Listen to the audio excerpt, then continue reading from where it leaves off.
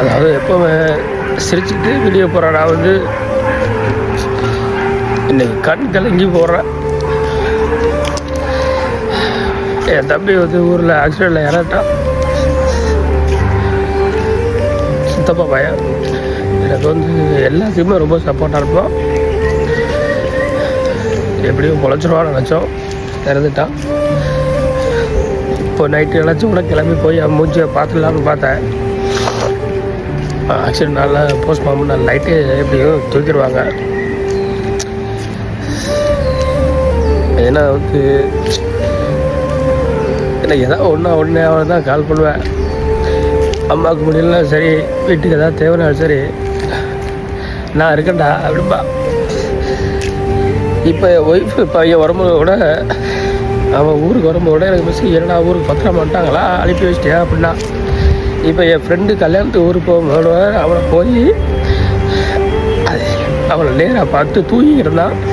வீட்டில் எழுப்பிவிட்டு அவனை பார்த்துட்டு பேசிட்டு வந்தேன்.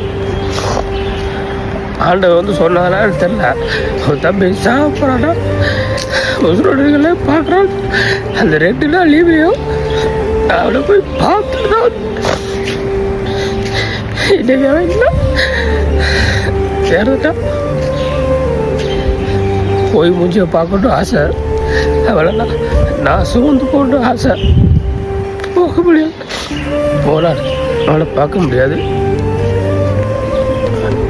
என்ன வாழ்க்கைங்க, சின்ன வயசு வாழ்கிற வயசு, குழந்த இருக்கு. இதுதான் வாழ்க்கை. அவன் ரொம்ப சந்தோஷப்படுவான்.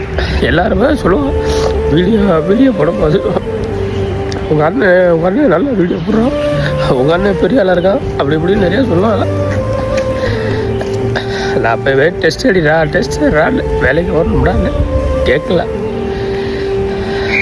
இந்த ஏறா அவ்வளோதான் வாழ்க்கை, முடிஞ்சு ஒன்றும் பண்ண முடியாது.